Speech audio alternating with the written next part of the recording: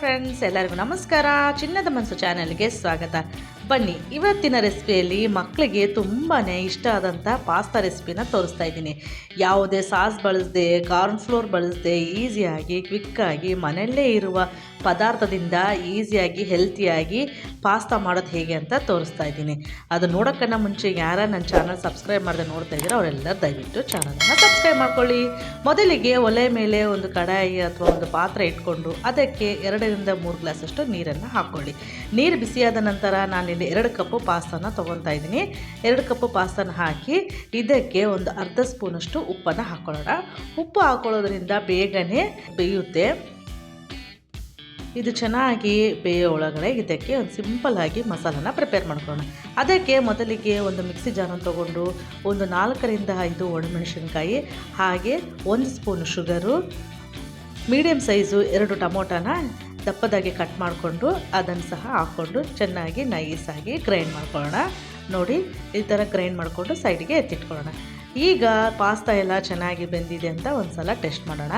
ನೋಡಿ, ಈ ರೀತಿ ಒಂದು ಚಾಕುವಿನ ಸಹಾಯದಿಂದ ಕಟ್ ಮಾಡಿದ್ರೆ ಈ ರೀತಿ ಕಟ್ ಆಗಿದೆ ಅಂದರೆ ಚೆನ್ನಾಗಿ ಬೆಂದಿದೆ ಅಂತ ಅರ್ಥ.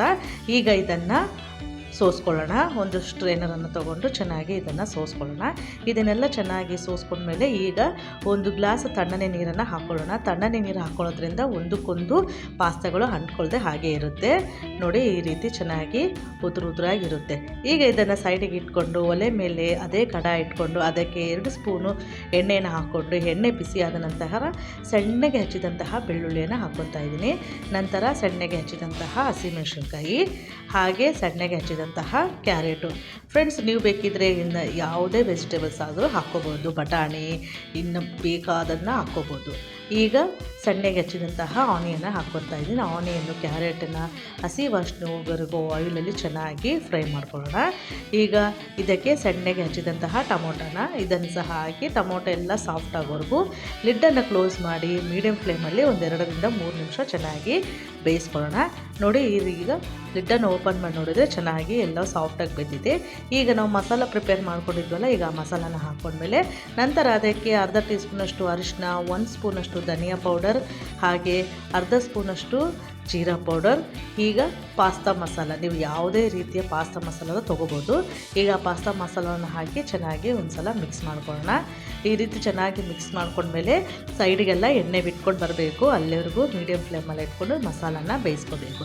ನಂತರ ಇದಕ್ಕೆ ಸಣ್ಣಗೆ ಹಚ್ಚಿದಂತಹ ಕೊತ್ತಂಬರಿಯನ್ನು ಹಾಕಿ ಚೆನ್ನಾಗಿ ಕೊತ್ತಂಬರಿಯನ್ನು ಮಿಕ್ಸ್ ಮಾಡ್ಕೊಳ್ಳೋಣ.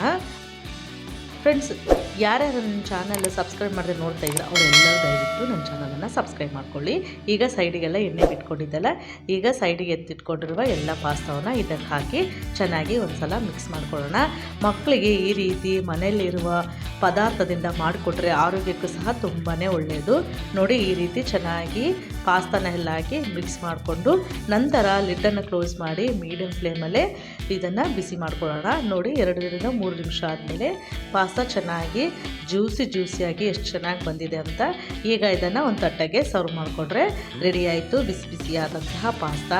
ನೋಡಿದ್ರಲ್ಲ ಫ್ರೆಂಡ್ಸ್, ಎಷ್ಟು ಈಸಿಯಾಗಿ ಕ್ವಿಕ್ಕಾಗಿ ಹಾಗೆ ಮನೆಯಲ್ಲಿರುವ ಪದಾರ್ಥದಿಂದನೇ ಪಾಸ್ತಾ ಮಾಡೋದು ಅಂತ. ನೀವು ಸಹ ಮನೆಯಲ್ಲಿ ಒಮ್ಮೆ ಟ್ರೈ ಮಾಡಿ. ಮತ್ತೆ ಮುಂದಿನ ವಿಡಿಯೋದಲ್ಲಿ ಭೇಟಿಯಾಗೋಣ.